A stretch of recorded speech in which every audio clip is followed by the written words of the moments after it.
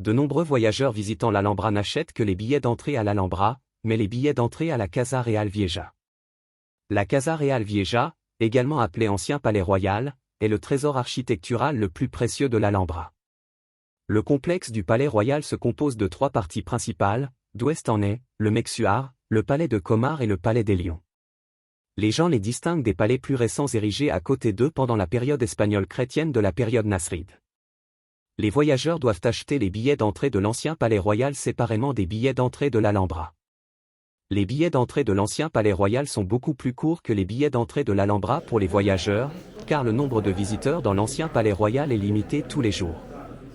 De nombreux voyageurs visitant l'Alhambra ignorent cette politique pour perdre leur chance de visiter le complexe de l'ancien Palais Royal, le Mexuar, le Palais de Comar et le Palais des Lions. Pourquoi l'ancien Palais Royal est-il si précieux dans l'histoire de l'architecture dans le monde? Parce que le vieux Palais Royal est une architecture historique islamique qui est très rare dans le monde.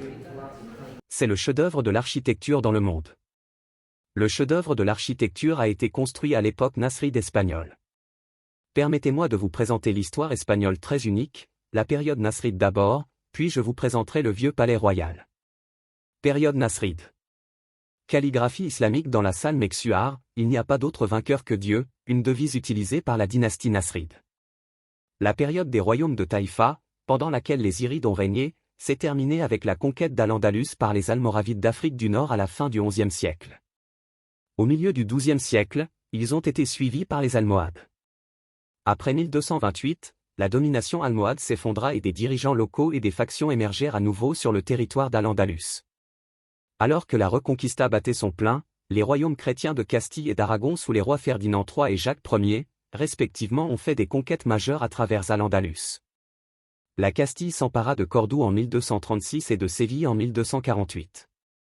Pendant ce temps, Ibn al-Ammar, Mohamed Ier, établit ce qui devint la dernière et la plus longue dynastie musulmane régnant dans la péninsule ibérique, les Nasrides, qui régnèrent sur l'émirat de Grenade. Ibn al-Ammar était un acteur politique relativement nouveau dans la région et venait probablement d'un milieu modeste, mais il a pu gagner le soutien et le consentement de plusieurs colonies musulmanes menacées par l'avancée castillane. Lorsqu'il s'installa à Grenade en 1238, Ibn al-Ammar résida d'abord dans l'ancienne citadelle des Zirides sur la colline de l'Albessin, mais la même année, il commença la construction de l'Alhambra en tant que nouvelle résidence et citadelle. Selon un manuscrit arabe publié depuis sous le titre Anonymo de Madrid y Copenhague. Cette année, 1238, Abdallah ibn al-Ammar est monté au lieu-dit l'Alhambra. Il l'examina, marqua les fondations d'un château, et laissa quelqu'un chargé de diriger les travaux, et avant que cette année ne soit passée, la construction des remparts était terminée, l'eau a été amenée de la rivière et un canal acheminant l'eau a été construit. Pendant le règne de la dynastie nasride, l'Alhambra a été transformée en une ville palatine, dotée d'un système d'irrigation composé d'aqueducs et de canaux d'eau qui fournissaient de l'eau au complexe et à d'autres palais de campagne voisins tels que le Généralif. Auparavant, les anciennes forteresses de la colline dépendaient de l'eau de pluie recueillie dans la citerne près de l'Alcazaba et de ce qui pouvait être apporté de la rivière Darro en contrebas.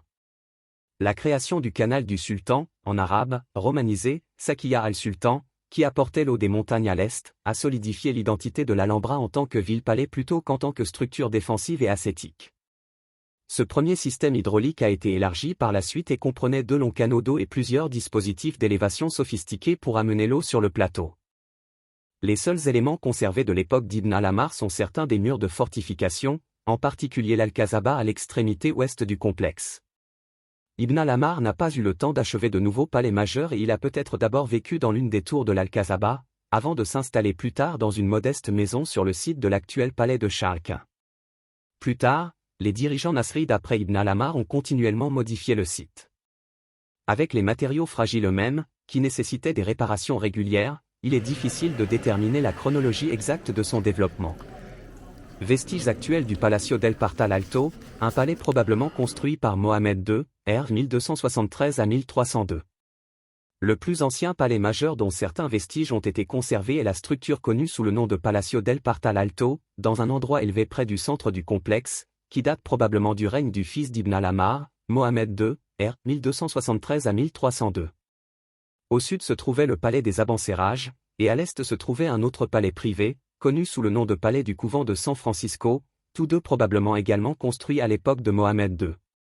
39 Muhammad III, r. 1302 à 1309, érigea le palais Partal, dont certaines parties sont encore debout aujourd'hui, ainsi que la mosquée principale, congrégationnelle, de l'Alhambra, sur le site de l'actuelle église de Santa Maria de la Alhambra. Le palais Partal est le plus ancien palais connu construit le long des murs nord du complexe, avec vue sur la ville en contrebas. C'est aussi le plus ancien palais nasride encore debout aujourd'hui. Ismaïl Ier, r. 1314 à 1325, entreprit un important remodelage de l'Alhambra. Son règne marque le début de la période classique de l'architecture nasride, au cours de laquelle de nombreux monuments majeurs de l'Alhambra sont commencés et les styles décoratifs se consolident. Ismaïl décida de construire un nouveau complexe palatial juste à l'est de l'Alcazaba pour servir de palais officiel du sultan et de l'État, connu sous le nom de Qasr al-Sultan ou Deir al-Mulk. Le cœur de ce complexe était le palais de Compare, tandis qu'une autre aile du palais, le Maksar, s'étendait vers l'ouest. Les thermes de Comar sont l'élément le mieux conservé de cette construction initiale, car le reste du palais a été modifié par ses successeurs. Près de la mosquée principale, Ismaïl Ier a également créé la Raouda, le mausolée dynastique des Nasrides, dont seuls des vestiges partiels sont conservés. Youssoufi, r. 1333 à 1354, a effectué d'autres travaux sur le palais de Comar, y compris la construction de la salle des ambassadeurs et d'autres travaux autour de l'actuel Meksuar. Il construisit également la porte principale de l'Alhambra, la Puerta de la Justicia, et la Torre de la Cotiva, l'une des nombreuses petites tours avec des pièces richement décorées le long des murs nord. Le règne de Mohamed V, 1354 à 1391, avec des interruptions, marqua l'apogée politique et culturel de l'émirat nasride ainsi que l'apogée de l'architecture nasride. En particulier au cours de son second règne, après 1362, il y a eu un changement stylistique vers des dispositions architecturales plus innovantes et une utilisation extensive de voûtes complexes de muqarna. Sa contribution la plus importante à l'Alhambra a été la construction du palais des Lions à l'est du palais de Compare, dans une zone précédemment occupée par des jardins. Il a également remodelé le Meksuar, créé la façade Compare, très décorée dans le Patio del Cuarto Dorado, et redécoré la cour des Myrtes, donnant à ces zones une grande partie de leur aspect final. Après Mohamed V, peu de grands travaux de construction ont eu lieu à l'Alhambra. Une exception est la Torre de la Saint-Fanta, qui date de l'époque de Mohamed VII, 1392 à 1408. Le XVe siècle a vu la dynastie nasride en déclin et en tourmente, avec peu de projets de construction significatifs et un style d'architecture plus répétitif et moins innovant. Permettez-moi de vous présenter l'ancien palais royal. L'ancien complexe du palais royal se compose de trois parties principales, d'ouest en est, le Meksuar, le palais de Comar et le palais des Lions. Collectivement, ces palais sont également connus sous le nom de Casa Real Vieja, ancien palais royal, pour les distinguer des palais plus récents érigés à côté d'eux pendant la période espagnole chrétienne. Meksuar. Le Meksuar est la partie la plus occidentale du complexe du palais. C'était analogue aux guerres de Purée, ou Makroura, des palais royaux en Afrique du Nord. Il a d'abord été construit dans le cadre du plus grand complexe commencé par Ismaïl Ier, qui comprenait le palais de Compare. Il abritait de nombreuses fonctions administratives et plus publiques du palais, telles que la chancellerie et le trésor. Son plan se composait de deux cours consécutives suivies d'un hall principal, le tout aligné le long d'un axe central d'ouest en est. Il ne reste que peu de choses des deux cours occidentales du Meksuar aujourd'hui, à l'exception de leur fondation, d'un portique et du bassin d'eau d'une fontaine. La salle principale, connue sous le nom de Sala del Meksuar ou salle du Conseil, servait de salle du trône où le sultan recevait et jugeait les pétitions. Cette zone permettait également d'accéder au palais de Compare par la section Cuarto Dorado sur le côté et de la salle du Conseil. De multiples parties du Meksuar ont été considérablement modifiées dans la période post-Reconquista, notamment, la Sala del Meksuar a été convertie en chapelle chrétienne et des ajouts ont été faits au Cuarto Dorado pour le convertir en résidence. Beaucoup de ces ajouts ont été supprimés plus tard lors de restaurations modernes au XIXe et XXe siècle. Compare Palace. Le palais de Compare était le cœur d'un grand complexe de palais commencé par Ismaïl Ier au début du XIIIe siècle, puis modifié et rénové par Youssouf Ier et Mohammad V au cours du même siècle. Ce nouveau complexe palatial servait de palais officiel du sultan et de l'État, connu en arabe sous le nom de Qasr al-Sultan ou Deir al-Mulk. On accédait au palais de Comar par l'ouest par le Meksuar. Une façade intérieure, connue sous le nom de façade Compare, se dresse sur le côté sud du patio de Cuarto Dorado, cour de la salle dorée, à l'extrémité et du Meksuar. Ce fondu symétrique très décoré, avec deux portes, était l'entrée du palais et servait à certaines fonctions cérémonielles. Le palais Compare lui-même est centré autour du patio de Los Arrayanes, cour des Myrtes, une cour mesurant de 23 à 23,5 mètres de large et 36,6 mètres de long, avec son grand axe aligné du nord au sud. Au milieu, aligné avec l'axe principal du terrain, se trouve un large bassin réfléchissant.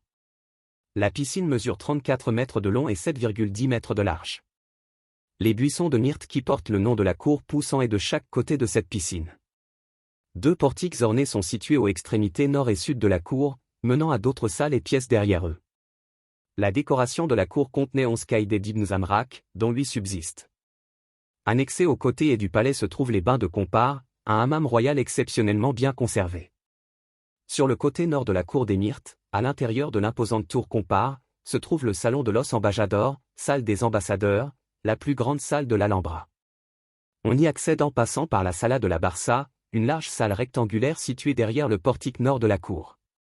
La salle des ambassadeurs est une salle carrée mesurant 11,3 mètres de côté et s'élevant à une hauteur de 18,2 mètres. C'était la salle du trône ou salle d'audience du sultan. Le trône du sultan était placé en face de l'entrée, devant une fenêtre à double arc encastrée à l'arrière de la salle. En plus de la vaste décoration de carreaux et de stucs des murs, l'intérieur culmine dans un grand plafond en forme de dôme. Le plafond est composé de 8017 pièces de bois entrelacées qui forment une représentation géométrique abstraite des 7 cieux. La salle et sa tour font saillie sur les murs du palais, avec des fenêtres offrant des vues dans 3 directions. En ce sens, il s'agissait d'une version agrandie d'un mirador, une pièce d'où les habitants du palais pouvaient contempler le paysage environnant. Palais des Lions. Le Palais des Lions est l'un des palais les plus célèbres de l'architecture islamique et illustre l'apogée de l'architecture nasride sous le règne de Mohammed V. Sa cour rectangulaire centrale mesure environ 28,7 mètres de long et 15,6 mètres de large, avec son grand axe aligné d'est en ouest. Les arcs et les colonnes du portique environnant sont disposés selon un motif complexe de colonnes simples alternant avec des groupes de 2 ou 3 colonnes, une conception unique dans l'architecture islamique. 2 pavillons ornés se dressent sur les côtés et ouest de la cour, tandis que le centre est occupé par la célèbre fontaine des lions.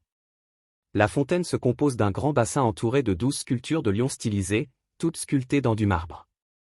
Le long du bord du bassin de la fontaine se trouve un poème inscrit composé par Ibn Zamrak. Cela fait l'éloge de la beauté de la fontaine et de la puissance des lions, mais cela décrit également leurs systèmes hydrauliques et leur fonctionnement. Plafond peint avec des figures nasrides dans la salle des rois. 4 salles sont disposées autour de la cour. La Sala de los Mokarrab, salle des Modarabas, Mukarna, située à l'ouest, a été endommagée en 1590 par l'explosion d'une poudrière à proximité et son plafond a été remplacé par l'actuelle voûte en plâtre de style baroque en 1714. La Sala de los Reyes, salle des rois, sur le côté est subdivisée en plusieurs sections couvertes de voûtes de Mukarna. Derrière celle-ci s'ouvrent plusieurs autres pièces, dont 3 contiennent des plafonds voûtés ronds recouverts de scènes picturales uniques peintes sur cuir. Un tableau montre 10 personnages, sultans ou autres dignitaires importants, assis et discutant ensemble. Les 2 autres peintures présentent des scènes de sport, de chasse et de la vie de cour. Le style de peinture a été influencé dans une mesure ou une autre par l'art gothique chrétien. Sur le côté sud de la cour, la Sala de los Abencerrages, salle des Abencerrages, tire son nom d'une légende selon laquelle le père de Bobdil, le dernier sultan de Grenade, ayant invité les chefs de cette lignée à un banquet, les massacra ici. Il est recouvert d'un plafond voûté élaboré en mukarna, avec une coupole de lanterne à 16 côtés en forme d'étoile à 8 branches, symbolisant peut-être le ciel céleste. Sur le côté nord de la cour se trouve la Sala de Dohermana, salle des 2 sœurs, ainsi appelée en raison de 2 grandes dalles de marbre qui font partie du pavement. Son nom arabe d'origine était Al-Quba al-Kubr, en arabe, le grand dôme, ce qui suggère qu'il avait une signification particulière. La salle est recouverte par l'un des dômes de Mukarna les plus remarquables de l'art islamique. La composition des Mukarna se compose d'au moins 5000 pièces prismatiques, se dépliant du sommet central en 16 dômes miniatures juste au-dessus du niveau des fenêtres. Au nord de la Sala de Dohermana, et accessible par celle-ci, se trouve le mirador de l'Indaraja, une petite pièce ensaillée avec des fenêtres à double arc sur 3 côtés qui donnent sur les jardins en contrebas. Le nom l'Indaraja est une corruption de l'arabe à Indar Esha, arabe, œil de la maison de Esha. Cette petite chambre possède certaines des décorations en stuc sculpté les plus sophistiquées de l'Alhambra et conserve des carreaux de mosaïque originaux qui présentent de très fines inscriptions arabes. La pièce est également recouverte d'un plafond voûté unique composé d'un treillis en bois façonné en un motif géométrique entrelacé et rempli de morceaux de verre coloré. Appartements et cours Renaissance. La cour Lindaraja, formée au XVIe siècle. À l'est du palais de Comars et du palais des Lions se trouve une zone d'ajout chrétien de style Renaissance datant principalement du XVIe siècle. Directement au nord du palais des Lions se trouve le patio de Lindaraja, cour Lindaraja, à l'origine un jardin ouvert mais transformé en jardin cloîtré par l'ajout de nouvelles structures autour de lui au cours du XVIe siècle. La fontaine en son centre présente un piédestal baroque réalisé en 1626 qui soutient un bassin en marbre nasride installé ici à la même époque, bien qu'une réplique remplace aujourd'hui le bassin original conservé au musée de l'Alhambra. Sur les côtés ouest et nord de la cour, le long des étages supérieurs, se trouvent 6 pièces construites pour Charles V entre 1528 et 1537, dites chambres de l'empereur. Les détails les plus intéressants des pièces sont une cheminée en marbre sculpté avec les armoiries de l'empereur et un plafond de panneaux peints d'images de fruits. Les peintures ont été réalisées vers 1537 par Giulio Achilles et Alejandro Mener. À l'ouest de la cour Lindaraja se trouve le plus petit patio de la Reja, cour de la Reine, situé entre les chambres de l'empereur et la tour de Comars. Une galerie est construite autour de l'étage supérieur de la cour entre 1654 et 1655. Plus au nord se trouve une tour connue sous le nom de Penador de la Reina, chambre de la Reine, anciennement connue sous le nom de tour d'Abu al-Juyush. Il s'agissait à l'origine d'une tour de fortification autonome dans les murs de l'Alhambra qui a probablement été construite sous le règne de Nasser, r. 1309 à 1314, également connue sous le nom d'Abu al-Juyush. Youssouf l'a transformée en une petite résidence palatiale avec un plafond de lanterne et Mohamed V a ensuite ajouté une décoration autour de son entrée. Entre 1528 et 1537, il fut relié aux appartements de l'empereur par une nouvelle galerie surélevée et un niveau supérieur fut ajouté à la tour autour du plafond de lanterne existant. Entre 1539 et 1546, cet étage supérieur a été peint par Giulio Achilles et Alejandro Mener avec des scènes mythologiques, des représentations de l'invasion de Tunis par Charles Quint en 1535 et des motifs plus formels de type classique. Plus tard, en 1618, des colonnes de l'époque nasride et des chapiteaux d'autres palais ont été intégrés dans la galerie, dont certains ont ensuite été déplacés au musée de l'Alhambra. Palais et jardin du Partal.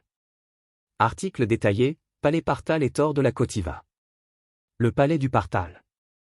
À l'est du palais des Lions et des ajouts de la Renaissance se trouve le palais Partal, une structure pavillonnaire en bordure des murs de l'Alhambra. Il a été construit par Mohamed III, ce qui en fait le plus ancien palais de l'Alhambra aujourd'hui, bien qu'il ait subi de nombreuses modifications depuis lors. Son côté sud est doté d'un portique et fait face à un grand bassin réfléchissant, tandis qu'un mirador fait saillie de son côté nord sur les murs. À côté se trouve un petit oratoire richement décoré contenant un mihrab. Au-delà du Partal se trouve une zone de jardin qui s'étend le long du mur nord de l'Alhambra. Plusieurs tours le long de ce mur nord ont été converties en petites résidences palatiales au cours de la période nasride, notamment la tour de l'Hospico, tour des créneaux pointus, la tour de la Cotiva, tour du Captif, et la tour de la Saint-Fanta, tour des Princesses. Pour les touristes qui visitent l'Alhambra aujourd'hui, toutes ces zones sont accessibles après être passées par les principaux palais nasrides, bien que les tours palais ne soient normalement pas ouvertes aux visiteurs.